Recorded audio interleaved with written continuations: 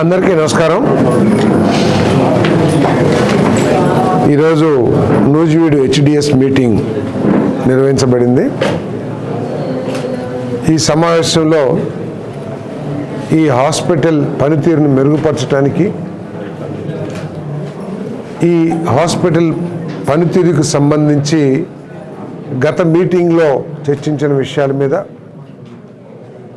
అదేవిధంగా పత్రికల్లో వచ్చిన కొన్ని వార్తల మీద డిస్కస్ చేయటం జరిగిందని చెప్పేసి మనం చేస్తా ఉన్నాను. నేను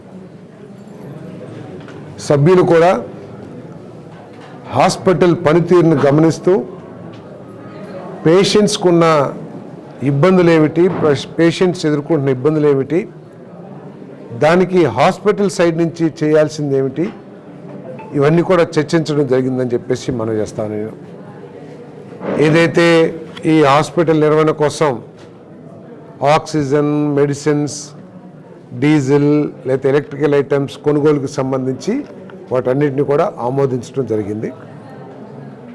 ముఖ్యంగా ఆక్సిజన్కు సంబంధించి 2021లో ఒక oxygen plant mega engineering limited వారు ఇక్కడ స్థాపిస్తే అది సంవత్సరం నుంచి పనిచేయటం లేదు, స్థాపించిన ఒక సంవత్సరం తర్వాత నుంచి పనిచేయటం లేదని చెప్పేసి సభ్యులు, మరి డాక్టర్స్, సిబ్బంది, డాక్టర్స్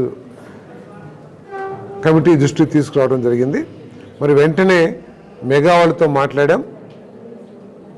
ఇన్ని సంవత్సరాలు అయినప్పుడు కూడా, 5 సంవత్సరాలు అయినా కూడా హెచ్డిఎస్ రిక్వెస్ట్ మీద వాళ్ళు వెంటనే ఒకసారి రిపేర్ చేసి మీకు అప్పచెప్తామని చెప్పేసి చెప్పారు. సో దాని ద్వారా ఇంకా అడిషనల్గా ఏదైనా చేయాల్సి వస్తే, పైప్ లైన్ కానివ్వండి, లేకపోతే ఇంకేదైనా చేయాల్సి వస్తే చిన్న ఖర్చు ఏదైనా ఉంటే ఆ ఖర్చు పెట్టుకుని ఇక్కడ గ్యాస్ సిలిండర్లు, ఆక్సిజన్ సిలిండర్ల కోసం ఏదైతే ఖర్చు పెడుతున్నారో ఆ ఖర్చుని తగ్గించి ఆ నిధుల్ని హాస్పిటల్ డెవలప్మెంట్కి వాడతామని చెప్పేసి మనం చేస్తాం. అదేవిధంగా అంబులెన్స్ కొంతమంది ఎంపీ ల్యాడ్స్ నుంచి ఇవ్వటం జరిగిందని చెప్పేసి చెప్పారు. అది కొన్ని రిపేర్స్ మూలంగా పని చేయట్లేదు. అంతేకాకుండా దానికి ఒక శాంక్షన్ డాక్టర్ లేడు కాబట్టి అది ఉపయోగించుకోలేకపోతా ఉన్నాము. ప్రైవేట్ అంబులెన్స్ల మీద ఆధారపడుతున్నామని చెప్పేసి మరి డాక్టర్ గారు తెలియజేశారు.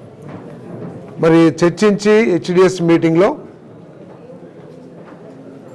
అవుట్సోర్సింగ్లో డ్రైవర్ని అపాయింట్ చేయండి అని చెప్పినప్పుడు 8,000 మాత్రమే నిబంధనల ప్రకారం ఇవ్వగలము, మిగతా 7,000 నిధులు కొద్దిగా ఇబ్బందిగా ఉంది, నిధులు ఎక్కువగా లేవు అని చెప్పిన మీదట మరి మనందరికి తెలిసిందే P4 ముఖ్యమంత్రి గారు ఏదైతే P4 కార్యక్రమాన్ని నిర్వహిస్తూ ఉన్నారో ఆ P4 కార్యక్రమంలో భాగంగా నితిన్ కృష్ణ గారు 1 lakh డ్రైవర్ ఖర్చుల కోసం ఇమీడియట్గా శాంక్షన్ చేస్తారని చెప్పేసి కూడా, అకౌంట్కి ట్రాన్స్ఫర్ కూడా చేయడం జరుగుతుందని చెప్పేసి కూడా మరి వారిని కోరి వారు ఆమోదం తెలిపారని చెప్పేసి కూడా తెలియజేస్తాను. నెక్స్ట్, ఈ ఆప్థమాలజీ డాక్టర్కి సంబంధించి వార్తల్లో వచ్చిన విషయాల గురించి కూడా చర్చించడం జరిగింది. పర్టికులర్గా ఒక దాన్ని కంటి అద్దాల షాప్ నుంచి కొనుగోలు చేయాలని చెప్పేసి రికమెండ్ చేస్తున్నారని చెప్పేసి ఒక అలిగేషన్ వచ్చింది. దాని మీద చర్చించినప్పుడు హాస్పిటల్ ఆప్థమాలజీ ఆపరేషన్ చేసినప్పుడు ఆ ఆపరేషన్కి సంబంధించి లేతే ఆ ప్రోటోకాల్స్కి సంబంధించి మందులు ఇవ్వటం జరుగుతుంది. ఆ బ్లాక్ గ్లాసెస్ ఏదైతే అద్దాలు ఉంటాయో ఆ అద్దాలు హాస్పిటల్లో ఇవ్వట్లేదు కాబట్టి అవి బయట కొనుక్కోవాల్సిందే. సో మేము ఏం చెప్పామంటే ఆ డాక్టర్ గారు సూచించింది ఏమిటంటే, మీరు ఎక్కడ కొనుగోలు చేయాలనేది రిఫర్ చేయొద్దు, వాళ్ళు లీవ్ ఇట్ టు ది పేషెంట్స్కి వదిలేస్తే వాళ్ళు ఇష్టం వచ్చిన చోట కొనుక్కుంటారు అని చెప్పేసి వారికి సూచన చేయడం జరిగింది. ఎందుకంటే ఆప్థమాలజిస్ట్ డాక్టర్ గారు చాలా బాగా చేస్తున్నారని, అదేవిధంగా రాష్ట్రంలో హయ్యెస్ట్, రాష్ట్రంలోనూ జిల్లాలోనూ, రాష్ట్రంలో ఏపీలోనే హయ్యెస్ట్ కంటి ఆపరేషన్ చేసిన డాక్టర్ గారు వారు కాబట్టి వారిని డిగ్రేడ్ చేసేటట్టు లేకపోతే వారిని తగ్గించేటట్టు మాట్లాడటం కరెక్ట్ కాదని చెప్పేసి వారికి అన్ని విధాల మద్దతు తెలియజేస్తూ ఇటువంటిది కొంచెం మార్చుకోవాలని చెప్పేసి కూడా చెప్పడం జరిగిందని చెప్పేసి మనం చేస్తాను.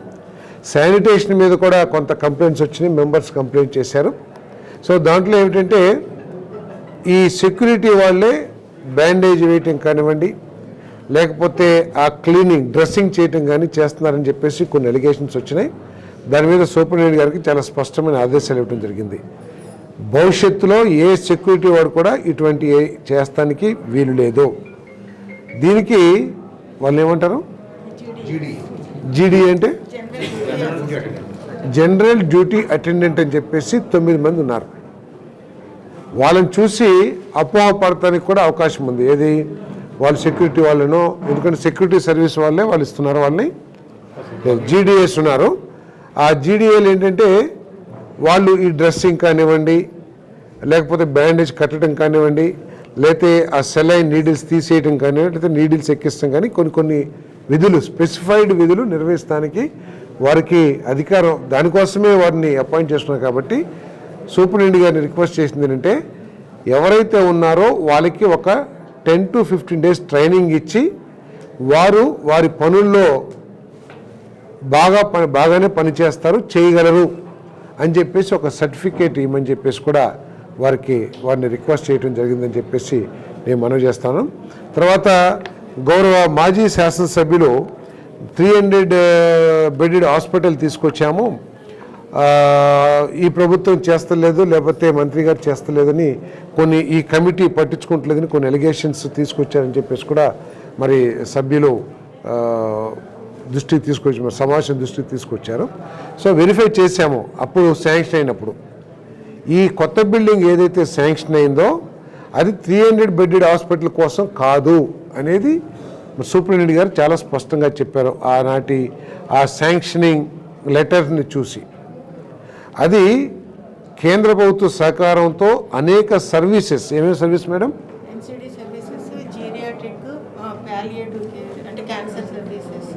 ఇటువంటి సర్వీసుల్ని తీసుకురావాలి. కాబట్టి ఆ సర్వీసుల్ని ఈ బిల్డింగ్లో నిర్వహించాలని కానీ, లేకపోతే పాత బిల్డింగ్లో కొంత సర్వీసెస్ ఇబ్బందిగా ఉంది కాబట్టి కొత్త బిల్డింగ్ శాంక్షన్ చేశారు తప్పితే 300 బెడెడ్ పేరు మీద ఈ బిల్డింగ్ శాంక్షన్ చేయలేదు. దీనికి నూజివీడికి 300 బెడెడ్ హాస్పిటల్ శాంక్షన్ కాలేదని చెప్పేసి కూడా మరి ఆ ఉత్తర్వులను అనుసరించి చెప్పడం జరిగింది. అయినా కూడా ఇప్పటికే నేను ప్రభుత్వ దృష్టికి సంబంధించిన మన వైద్య శాఖ మంత్రి గారికి దృష్టికి తీసుకువెళ్ళాను. నేను ఇక్కడ కొత్తగా బిల్డింగ్ ఏర్పాటు చేశారు, పాత బిల్డింగ్ని కూడా వినియోగించుకునే అవకాశాలు ఉన్నాయి. సో 200 నుంచి 300 బెడ్స్ వరకు కూడా ఇక్కడ చేయగలం, కొద్దిగా ఆలోచన చేయండి అని చెప్పేసి చెప్తే తప్పకుండా పరిగణలోకి తీసుకొస్తాను, తప్పకుండా మేము ప్రయత్నం చేస్తామని చెప్పేసి కూడా నేను ఈ సందర్భంగా తెలియజేస్తాను. ఇంకేమన్నా ఎనీథింగ్ ఎల్స్?